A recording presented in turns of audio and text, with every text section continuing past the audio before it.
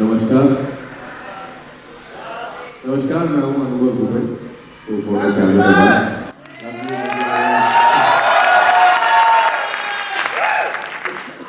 थोड़ा सा लेट हो गया हम लोग इस प्रोग्राम में।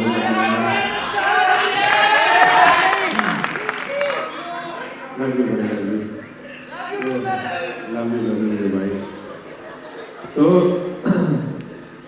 मेरे को यहाँ पे बुलाया गया एक मोटिवेशनल स्पीच देने के लिए, मेरी स्टोरी सुनाने के लिए। मैं स्टार्ट करता हूँ।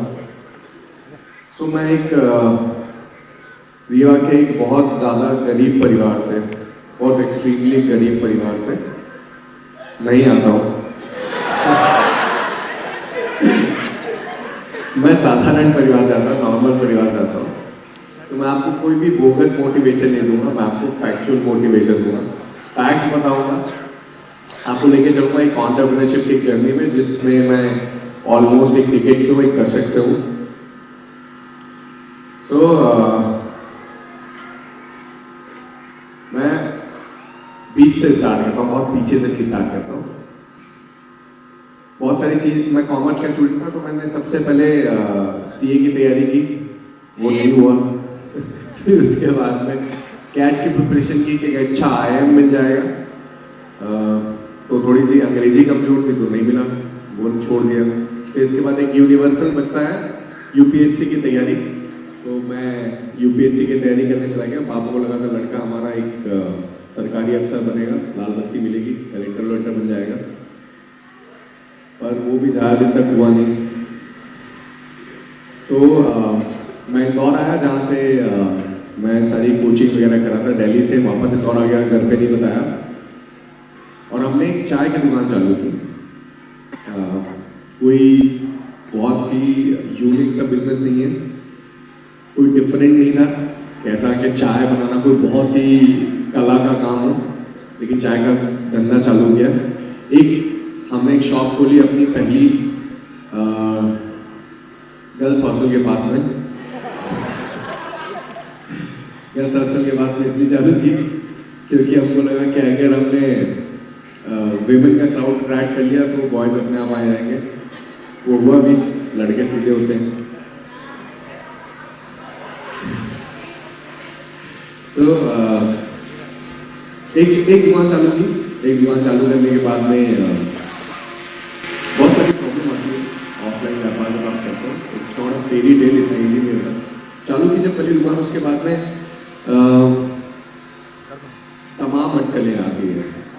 हम लोग बहुत छोटे थे, 21-22 साल के थे जब हमने स्टार्ट किया, तो नार्कोटिक्स का छापा पड़ा, मीडिया एक्सटॉर्शन, लीगल एक्सटॉर्शन, तमाम तरह के लोग परेशान करते थे, दुकान में जाते थे। We have been through all, लेकिन हम उसके लिए लड़े, स्टार्ट किया। मार्केटिंग कैसे किया हमने, तो मार्केटिंग के लिए मैं बताता हूँ। सोशल मीडिया इतना ज़्यादा प्रोमिनेंट नहीं था, लेकिन इतना ज़्यादा नहीं था। अ डिकेड बैक तो हम लोग क्या करते थे, मेरे दोस्त बहुत सारे, मैं हमेशा हॉस्टल रहा हूँ, तो मेरे दोस्त बहुत हैं, तो मेरे दोस्त सारे शॉप पे आते थे, सब लोग खड़े रहते थे।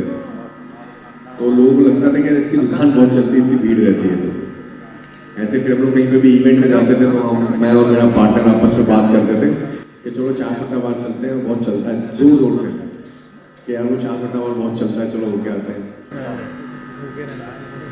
फिर धीरे धीरे हमारी एक शॉप से बढ़ के 2 हुई, 3 हुई, 4 हुई, और दुकान अच्छी चलने लगी। सारी जगह पे हम लोग नए नए आउटलेट्स ओपन करने गए, नई नई सिटीज एक्सप्लोर करने गए।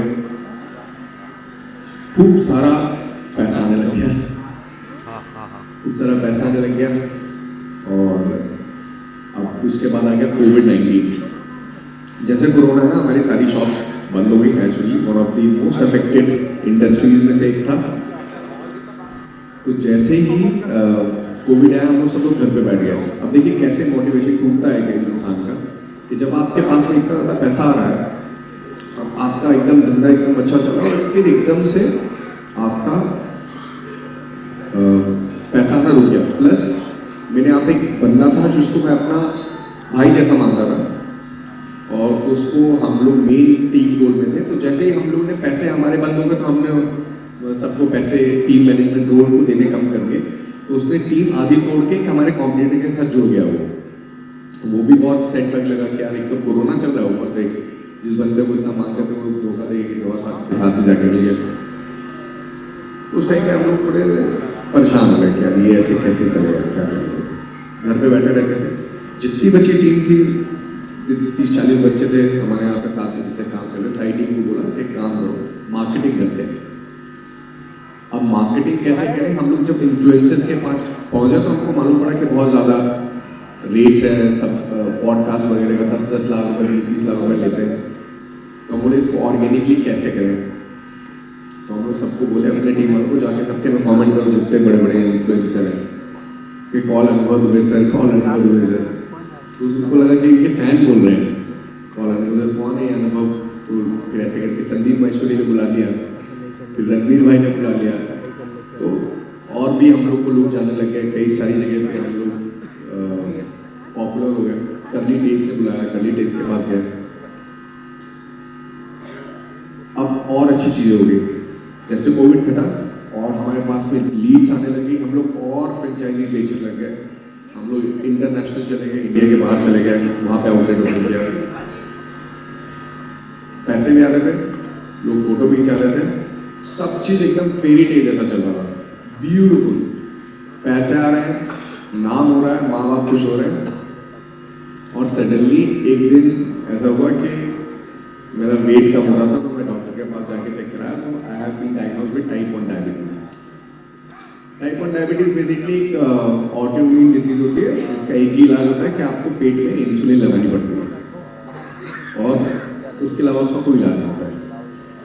तो जब मैं इंसुलिन लगाने लग गया और ये जब ये दिखी ऑटोइम्यून डिसीज, तो आई टच्ड कोमा, क्योंकि मैंने ज़्यादा इंसुलिन लगा ली तो हाइपोग्लाइसीमिया भी हो गया।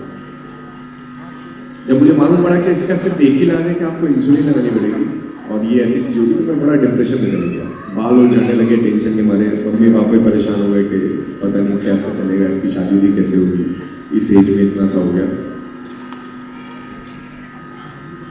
फिर मेरे ऐसी घर से निकलता नहीं था, मैं कहीं जाता नहीं था, ऑफिस में सब बंद, रीवा चला गया था अपने। मेरे को वहाँ से कैसे हेल्प मिली वापस से आने के लिए और काम करने के लिए, मेरा विजन और जो मिशन है, आपका विजन इतना स्ट्रॉन्ग होना चाहिए, इतना आपसे बाइंडेड होना चाहिए कि आपको कहीं से भी वापस उठा के खड़ा कर दे। तो हम लोग का था कि हम लोग जितने भी हमारे यहाँ पे लड़के काम करते हैं मोस्टली ऑर्फन्स होते हैं, डिसेबल्ड होते हैं।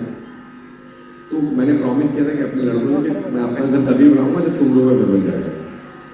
तो वो एक अंदर से एक था कि उनके लिए काम करना है और मैं वापस से स्टेप आउट किया, बाहर काम करना चालू किया और हमने दुबई में कंपनी रजिस्टर की, काम करना चालू किया। अभी हमारे आउटलेट दुबई में है, कनाडा में है, नेपाल में। We are the largest seller of cooler tea in the entire planet. Nobody sells more than us. हम लोग 4-4.5 लाख कूलर एक दिन बेचते हैं। हमारा एक मोटिव था कि हम विदेश में भी चाय बेचेंगे और गोरों को भी चाय बनाएंगे। तो एक हमारा मोटिव था कि जो भी चाय पिएगा हमारे देश की मिट्टी को छूएगा। तो we are working on it.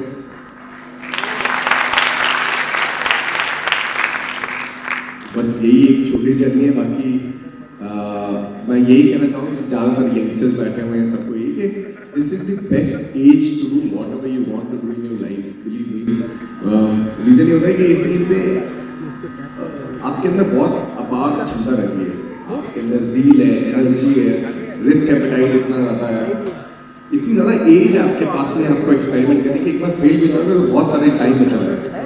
Risk लीजिए, डरिए मत। और अगर आपको व्यापार करना है, एंटरप्रेन्योरशिप करना है, तो आप ये याद रखिए it's not a fairy tale. ये वीडियो देख के ऐसा मोटिवेट नहीं होना चाहिए। मार्केट को उतारिए, समझिए कि असली व्यापार है, ये जंग है। कलेजा रखिए, कलेजा मजबूत रखिए, जिगरा रखिएगा, तभी व्यापार में आइएगा। And it's doable. We are the youngest population in the world and we have the potential, mindset, creativity, we can do it. So मैं आप लोग से रिक्वेस्ट करूँगा कि अगर आप व्यापार में तो प्लीज़ यही जल्दी आइए। ऑल द बेस्ट, जय हिंद।